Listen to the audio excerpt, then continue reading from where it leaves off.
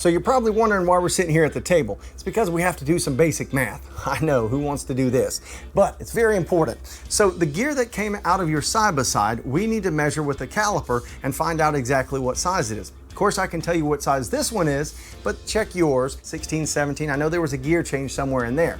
We're gonna check what the new one is, we're gonna get the difference, and then we'll know exactly how to shim the speed sensor. Now you may ask, why is this so important that we shim some speed sensor? Well, if the speed sensor isn't shimmed correctly once we're done with this, your speedometer may not work, it won't shift correctly, we'll have lots of problems.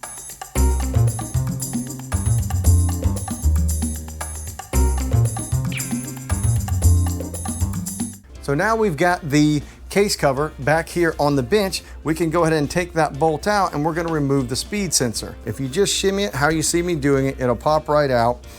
Now I converted the 0.085 of an inch into millimeters, and the reason why is I've got these tiny shims for a remote control car. These have spacers in 0.5 millimeter, 0.3, 0.2, and 0.1. Once I took the 0.085, turned that into millimeters, we've got 2.159. I can't build a 0.159 spacer, of course, so we're gonna round up just a little bit. It'd be better for us to be a little too far away from it than us be too close. We'll round up to 2.2, and that should be 4 of these 0.5 millimeter spacers and 1 of the 0.2 millimeter spacers. So we're gonna go ahead and check the shim stack. If you remember, we were at 0.085 and we did have to round up just a little bit. And now it's looking like we were at 0.0, maybe 0.089. We're gonna set our shim stack that we just double checked to make sure is right. And it looks like the seal should still be more than in there in sealing, even with that shim stack there. And then we're gonna set this all back in place and we should be golden.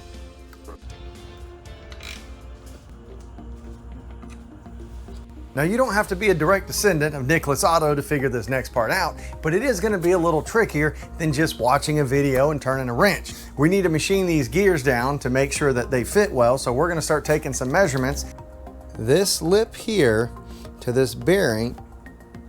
So what we're doing here, we're gonna find out how deep this lip is. Slide this in until it hits that bearing.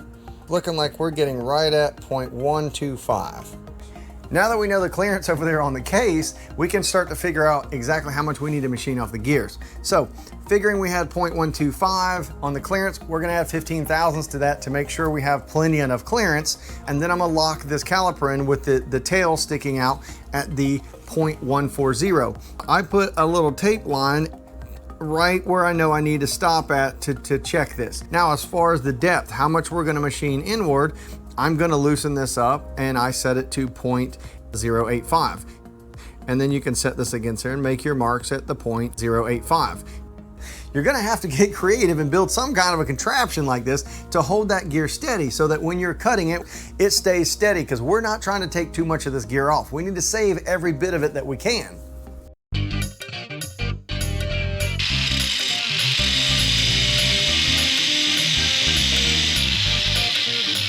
Once you've got that gear machined and everything looks good, slide the gear onto the shaft and make sure we have no clearance issues. We're gonna get a feeler gauge. You wanna get between 10 and 15 thousandths at least, and make sure when you press this gear in, you can slide that feeler gauge all around there. Now, if you don't feel comfortable with any of this part, you can go to a machine shop and most likely they will be able to machine this gear for you to the specifications that you tell them you want it done to. We got the gears machined and all the parts are ready to go back together, so you ready? Let's get this hoe ready to go, man. All right, let's get to it. We're gonna go ahead and get some paint thinner on a rag and wipe down this case. You can use alcohol or acetone if that's what you've got, but make sure you get all the oil cleaned up. You wanna make sure that you get this thrust washer down here on the reverse release, the one over there on the primary gear, and the little O-ring up here in the corner. So while he's doing that, I'm gonna go ahead and clean up this rear case. Now you wanna get around these plugs really, really good. Travis is kind of cheap and we're reusing these two seals, so you gotta clean those up pretty good too and use some Vaseline. No, you can't say that. Why not, dude? It's copyright stuff. You just can't say it. You gotta say something else. What do you want me to call it, man? I don't know. Kentucky butter. Foursquare Frank, Jelly Clarkson, Napalm Neutralizer, the Slippery Bamboozle, Ramshack Paste, the Willy Wall Slide, the Caboose Juice. Rufus, good Lord, PG, man. PG. Rufus got right. You got this about wrapped up? Oh yeah, man, she's ready. All right, so we've got some Honda Bond here. You need to find yourself some Honda Bond, Yamaha Bond, some kind of an ATV specific sealant for this case cover. If you try to use some cheap black RTV from your auto parts store, you will regret it. Some of us know from experience. Before we go ahead and put the silicone on, it's best to go ahead and check your gear position sensor and make sure it's still in neutral and we didn't move it on accident.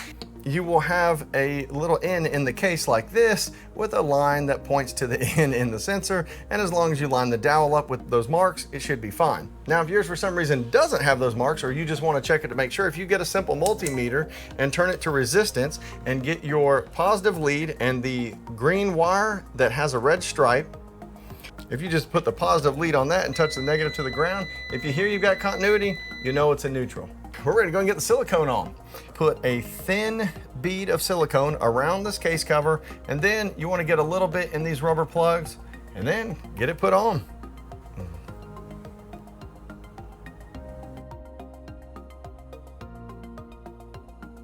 Everything look good?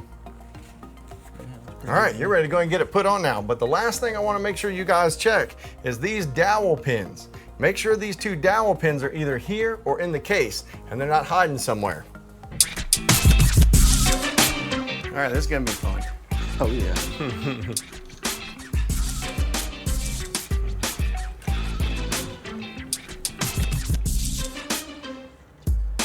And just watch any wires on your side if you can.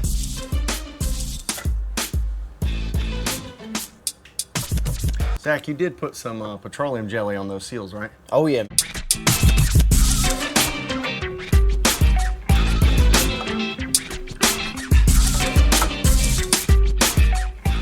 All right, then if you just get your rubber mallet and go ahead and once it's almost on, just go ahead and kind of tap it and make sure it's tap-a-roo.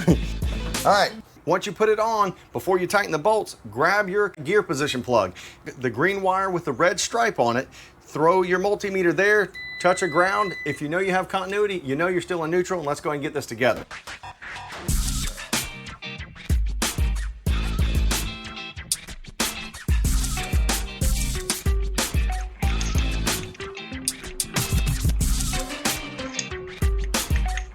Now this is going to be one of the longer ones.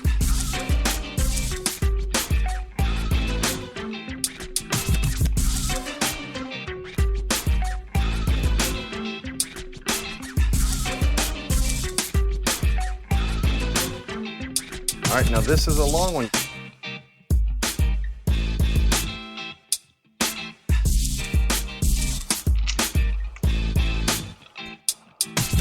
Right under your shaft here is a longer one.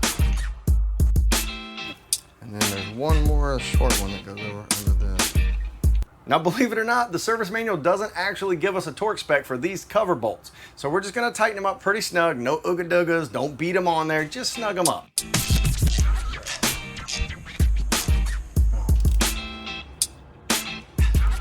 We're ready to go and get the starter in. You wanna grab the starter for me, Zach? Yeah, man, no problem. All right, so while he's doing that, I'm gonna go ahead and, wait, Zach, What's up, dude? you put in the bolt for the ground. No, I didn't. Look, I'll show you. I swear there was a bolt in there, Zach. Anyway, all right, well, moving on. While he's over there getting that starter for us, we're gonna go and grab the O-ring that goes on the output shaft. We're gonna slide that O-ring on and get it in place. And go ahead, and since we've already cleaned it up off camera, we're gonna grab a little bit of fresh grease, put a little bit of fresh grease on that shaft because we're gonna be putting that drive shaft in here in just a second. So while he's doing that, I'm gonna go ahead and get the starter, pull this O-ring off, make sure it's all cleaned up nicely. We're gonna go ahead and get some Jelly Clarkson in there. Hey, Zach, you got that starter ready? Oh yeah, man.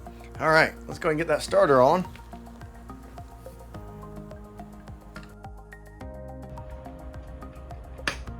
That sounded pretty, didn't it? Oh yeah. All right, now your ground straps, grab you a brush. You should have that brass one. Go ahead and clean those things up good.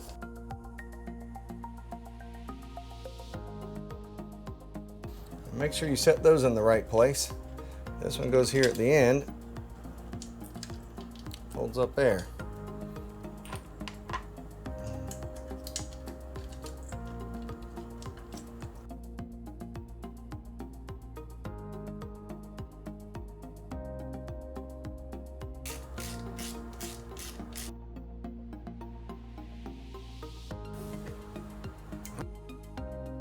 We're gonna go ahead and put the reverse cable and the lever back on because we've got a little more room to work right now. It's like having sex for the first time. Right. You know, you're like, I think it's in there, but I ain't got no eyes down there. I think I figured it out.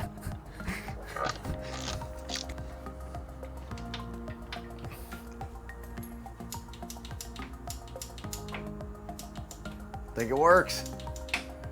All right, so Zach's gonna go ahead and grab the drive shaft. Let's pull this rag out of here. So we're gonna slide this in here. There is no Woodruff keys or dowels or anything like that.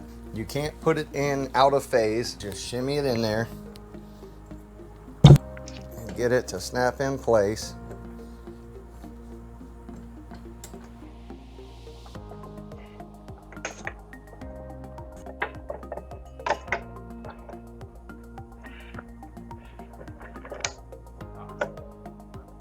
Man, look at me. Once you get that popped on, we're gonna go ahead and get those diff bolts in. You wanna grab those diff bolts for me, Zach? Sure thing. So we're gonna go ahead and get the diff in. We've got all the bolts together. If you haven't serviced this thing recently, probably wouldn't be a bad time to do it. Now we're gonna have to shimmy it to get it to sit in place. If you've got your rubber mallet handy, tap it in place with that and get it to line up a little better. You're pressing against a spring in the dry shaft. There it is.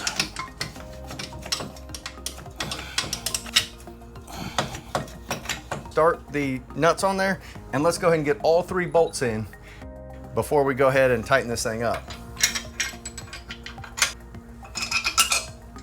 There we go.